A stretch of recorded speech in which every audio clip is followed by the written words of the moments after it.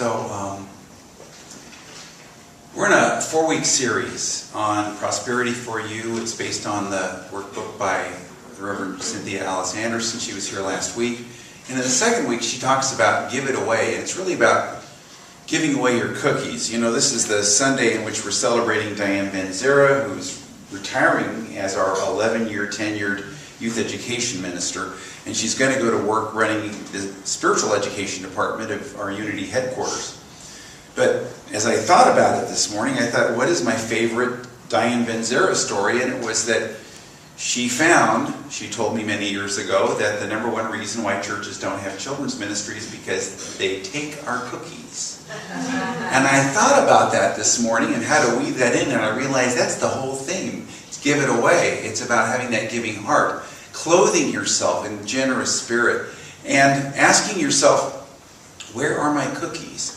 What are the cookies that I'm withholding? You know, I was a man who he'd lost his wife. She had a long and protracted illness, and he was feeling, of course, a lot of grief. And he said to me, he went for counseling. He says, you know, I just don't feel that spark in life. I don't know how to get myself going again. And I shared with him, you know what you might want to do? You might want to just once a month pass out the bulletins to people and give them a hug. And he said, oh, I don't know if I have it in me. And I said, oh, I think you do. So I watched him, and when he would do that, he smiled, and he came alive. And about 18 months later, he married one of those people that he gave one of the bulletins to. It doesn't always work like that, but he was open. He'd opened himself up.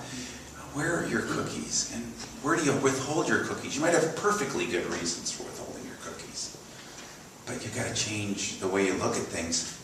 This universe is, the universe isn't what it seems. Last week, Cynthia Alice talked to us about how this giving and receiving, this law of cause and effect, as you sow, so shall you reap, is a very important law in science. It's Newton's third law of motion, which is for every action there's an equal and opposite reaction.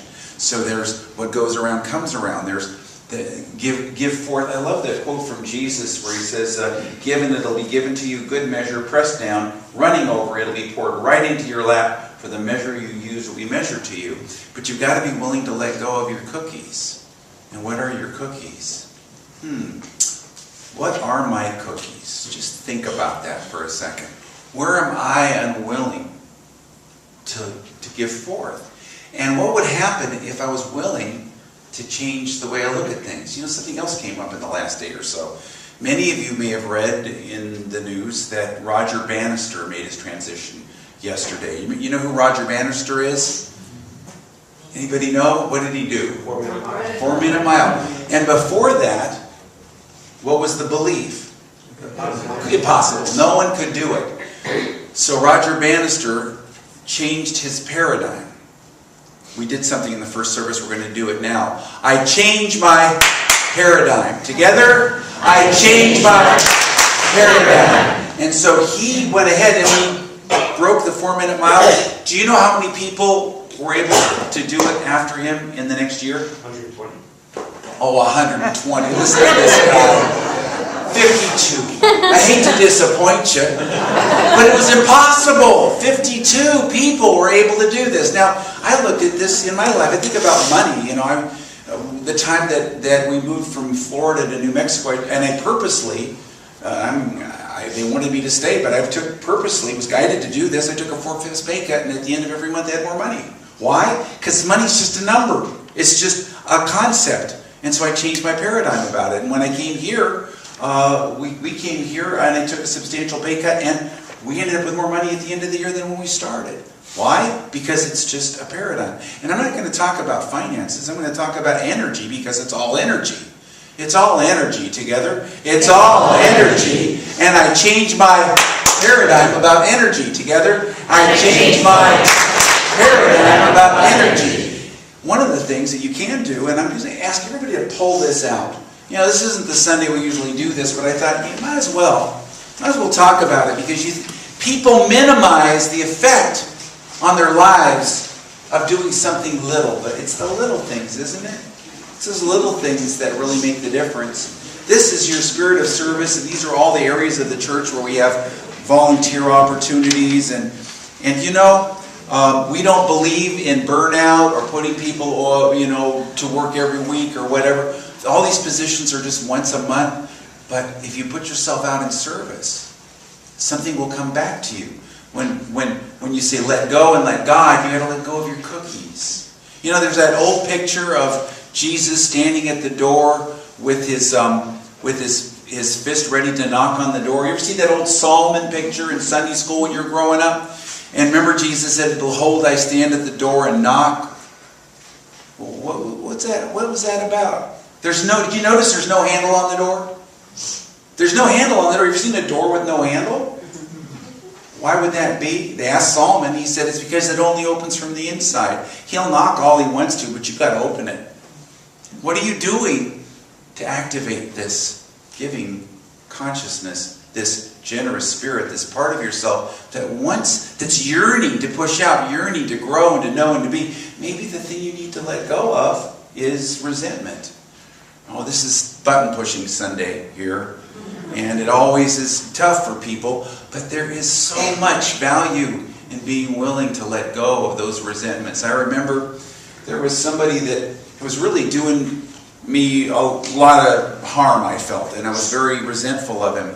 And I remember what Cynthia Alice said last week. Remember, she said, don't try to short-circuit your forgiveness by taking a shortcut around all of the feelings that you have, the pain that you have. You have to be willing to process those things. And I didn't really know how to do it in those days. Now I've got the 7-step method. She talked about it last week. We've got sheets back outside of Fellowship Hall. But journaling it out, letting it go. But I didn't know how to do this at that time. And so I was really kind of marinating in my resentment. Well, in the middle of all that, I was in the middle of trying to heal a knee that had twisted, and I was using acupuncture, and I was going to what turned out to be, later I found out, the top acupuncturist, according to other acupuncturists in the United States. She converted an A&W root beer stand in that city, and on the inside of it, she had about 25 cots, and everyone would be filled constantly from 9 in the morning till 5 at night. And for 10 minutes or 15 minutes, she'd put these needles in you. It wouldn't hurt at all. And you look up, and there would be affirmation, a Bible verse affirmation, and she'd tell you to recite it to yourself, and then she'd take the needles out. And I knew a guy who had Parkinson's and couldn't drive. He could barely walk, and he was able to drive again. I mean, it was pretty amazing. But I'm not here to promote acupuncture. I'm here to tell you the story. Because I went in there, and she'd always just gone in, 10 minutes, and go out. This time she looked at me funny, and I found out later from another acupuncturist, she was very intuitive, she looked right through me. She said, we'll do something different today. And she put the needles in different places than she had before, and you know they say it doesn't hurt? It hurt like crazy. And I went, ow, that hurts. She says, it ought to hurt. And I'm thinking, what's going on here? And she said, I'll be back. You say that. Okay. So she's walking around and she's doing this. She doesn't come back. 10 minutes, 15 minutes, 20 minutes, half hour, 45 minutes, an hour and 15 minutes, maybe an hour and a half. She comes back. But what happened in that time is that I was welling up with rage. Rage, but not associated with any thoughts. I wasn't thinking about the person I was mad at. I wasn't thinking about anything. It was just this free-floating energy, and it didn't feel even, I wasn't suffering with it. It was just this emotion, like a big wave. And she took the needles out, and she said, how was it? I said, I was so angry. She says, you needed to be angry. And she thanked me, and she told me to go home. Well, luckily, my office was only 6 blocks away because I could hardly walk. I staggered to my car because I was higher than a kite. I was so absolutely blitzed and blissed out of my mind, I guess because I let go of all that energy, that I could barely drive my car. I got into my desk, I sat down, and this actually happened. My best friend called me up in that moment, and he said, Greg, I just got fired from my job. And I said, wow, that's cool. I made amends later. But I explained to him what was going on, and I was able to be more present with him. But I was just in this bliss state. Now, I realized in that situation what was going on there. I needed to let that go. But, you know, you don't always have that available to us. But you can do the same thing with your journaling and letting that out. And one of the things is to realize that nobody ever really is relating with you. They're relating with somebody in their past. You know, I was in a situation once where a woman walked up to me in a church. And this actually happened. She said, and she'd always really avoided me, and when I did talk to her, she was, to put it mildly, not very friendly, but there was nothing overt. I didn't know what was going on. She walked up to me and she said, "My ex-husband's name was Greg." "Oh, really? He looked exactly like you." "Oh, okay. I still hate his guts." And then she walked away. She came to my forgiveness seminar that was coming up in about 2 months after that, and she did the forgiveness work. And one of the things that she did was she really did the journaling. She really let go of that energy, and something wonderful happened. We had an opening on staff, and I hired her. And she was wonderful, and we became very close. Now, what was that about? She was willing to let something go, and not only did it result in her being lighter, but also it opened up a door for her to have more financial resources. You see, if you want to let go and let God, you've got to be willing to let go of something. If you want to hear the standing at the door and knock, you've got to open the door. And what is it that you need to let go of? You know, there's a woman named Marianne Bowers who was the editor for all of the books for Catherine Ponder. She was Catherine Ponder's editor. How many people have read a Catherine Ponder book?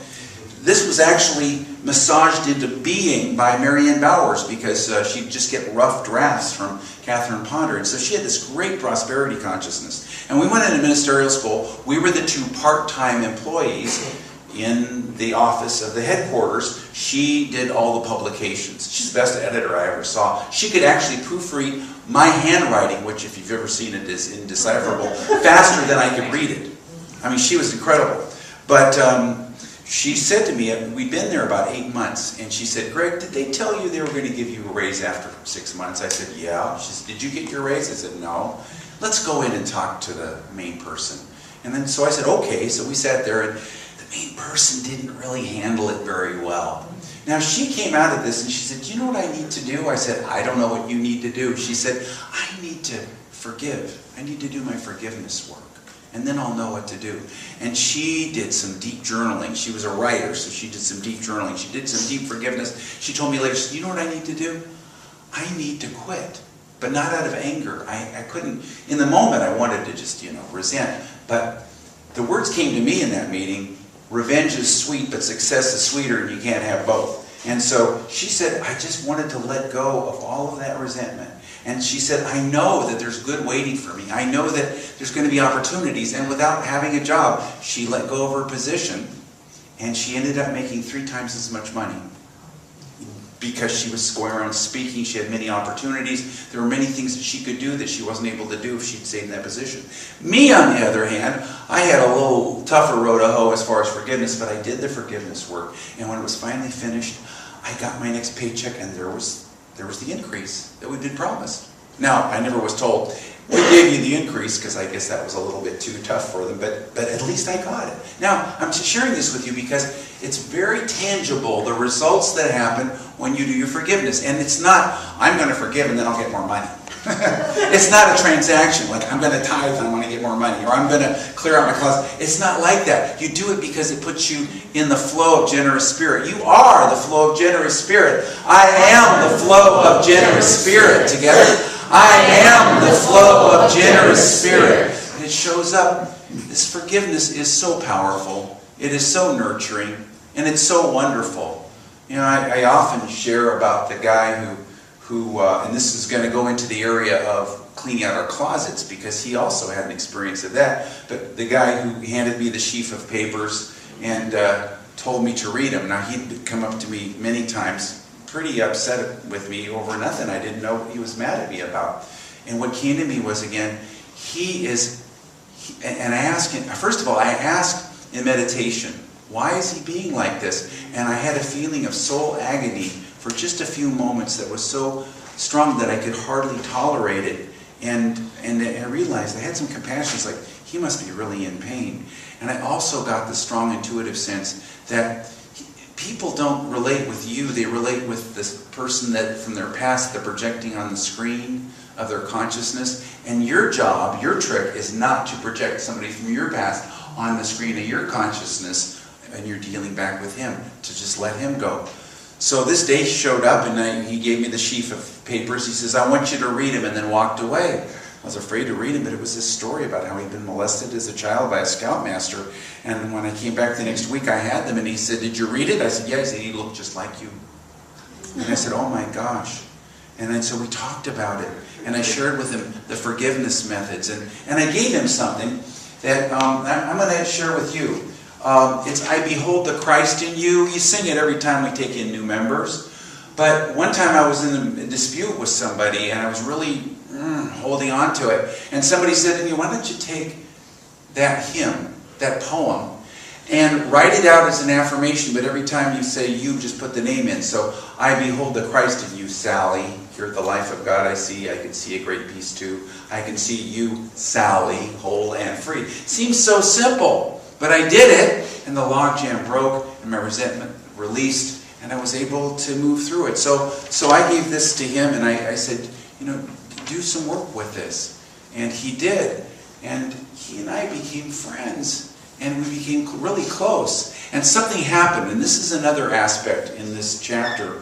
Is not only releasing your resentments, but releasing the stuff you have. Cleaning out your closets. Cleaning out your garages. And in that church at that time, Jane Elizabeth Hart was leading a class. And she said to us, if you'll go home and let go and give away everything you have not used in 1 year, your life will change. Your life will change utterly. And through that, we all ended up moving. Everybody in the core group of that ended up moving in the next 3 or 4 months. But this guy heard that, and we were teaching it, and we're talking about this process. Now, in that particular situation, I had a 4-bedroom house, and when I gave away the stuff and called the Salvation Army, my entire lawn, and I was on a corner lot, was covered with stuff. They couldn't believe it. They almost couldn't fit it into the semi that they brought. But letting go. And so he said he was working with it, and he was releasing it. This was a guy who was a teacher, and he couldn't find a job. He couldn't find a job. He was actually a professor of English, and he had opportunities, and the doors would close. So he did the forgiveness work, and then he did this release work. And he'd come up to me and say, I just cleaned out my closets today. I just cleaned out the basement this week. I just went through my attic. I went through my garage. And he said, and he finally told me, this is the greatest spiritual experience of my life. And then somebody offered him a job out of state, and he ended up having this wonderful opportunity. I'm sharing this with you because this generous spirit, I am clothed in generous spirit. I let it move with me easily, ready to express everywhere I go and whatever I do. That affirmation came to me 2 years ago, and it's this attitude of being willing to release and let go and to move with generous spirit. So it's being willing to give of your time and service. Did you know that a study was done that people who volunteer get new jobs twice as fast as people who don't? True story. And it was actually done by a major university. If you're willing to give, and they couldn't track it to anything other than just a change in consciousness. But you've got to change your paradigm. So there's that. There's also the releasing of your resentments. There's the releasing of your objects. And there's also the releasing of your finances. Having an open heart when it comes to giving. And this is where we teach tithing. And tithing is a spiritual practice I've been doing since I was 12. And Alice Anderson talked about how she practices it. But it's part of the spiritual teaching of all world religions. In Zoroastrianism, Islam, Buddhism, in Judaism and Christianity, and in Hinduism, where they call it, what do they call it? Dasha Mamsha. If I call it Dasha Mamsha, would it push your buttons? I don't know. Dasha Mamsha.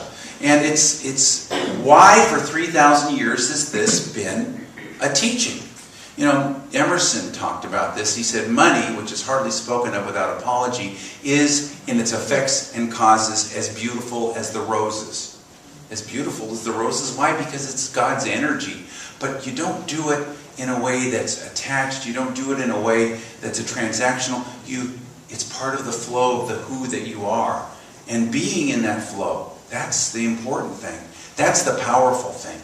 And so each one of us has an opportunity to step up in the understanding that we are generous spirit. That whatever, ask yourself, what is the cookie I'm holding on to in my life? And how can I let that go?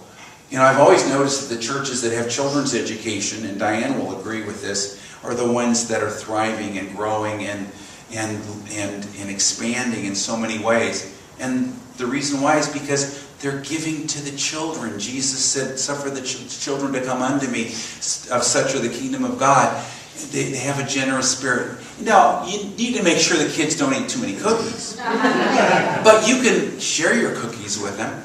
And so before we bring the kids in and bring in Diane to acknowledge her and to thank her for 11 years of service to this church, and she's never withheld a single cookie. She's always been giving, and she's built powerful teams. I'll save this for when she's here, but she demonstrates this. And we're going to invite the kids in just a couple minutes. But we're going to open our hearts and our minds and just silently, once again, just take this affirmation. I clothe myself in generous spirit, and I let it move with me easily, ready to express everywhere I go, in whatever I do. And just let go into this. Feel yourself enveloped, as if it's enrobing you. I'm clothed in generous spirit.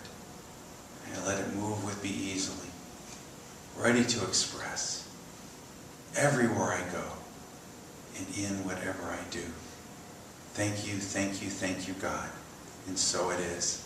Amen. And now take a deep breath and let it out and move into this now moment.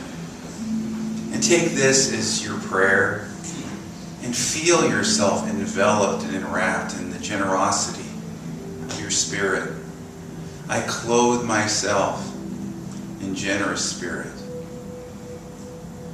And I let it move with me easily, ready to express everywhere I go, wherever I am. Everything I'm doing, I clothe myself. I feel myself enveloped and enwrapped in generous spirit. And my good heart, my generous heart, is willing to let go and to give forth as I truly let go of everything I hold on to, and I let God. And I begin by letting go of all tension that I'm holding right now. And I do this by taking a nice deep breath. As I let it out, I let go of all papers in my hands and open my hands and feel myself just relaxed into my chair. I clothe myself in generous spirit. And I let it move with me easily, ready to express everywhere I go and whatever I do. And I feel myself in that flow that is like the gently flowing water of spirit. The powerful stream of love and light that doesn't force, but as I give way into this flow of love and light, I feel my generous heart opening.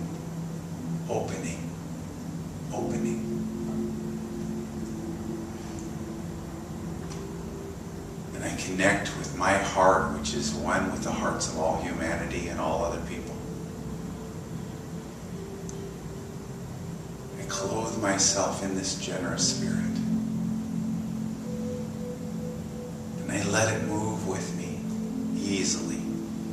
effortlessly, graciously, flowingly.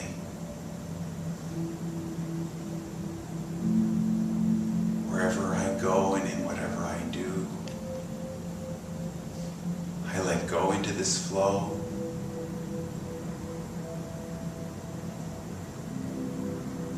I relax. I am simply one and ready to be. I feel connected with all of life. There is no loneliness in my heart because I'm already one with myself, my heart, my generous spirit, connected with all humanity. There's no withholding in my spirit.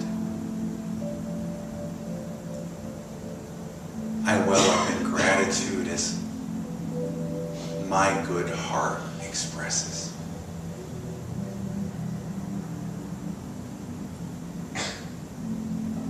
I let go into this moment. Clothe myself in generous spirit and move into the silence of this now moment.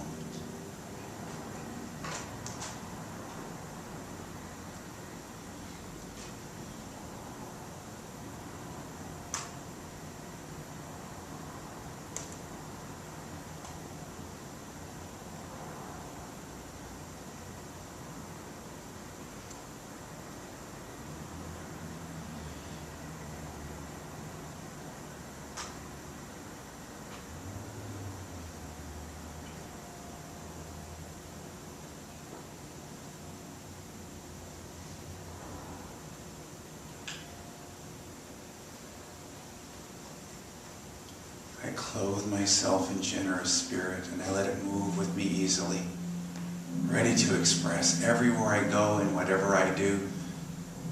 I let myself appreciate my good heart, my giving heart,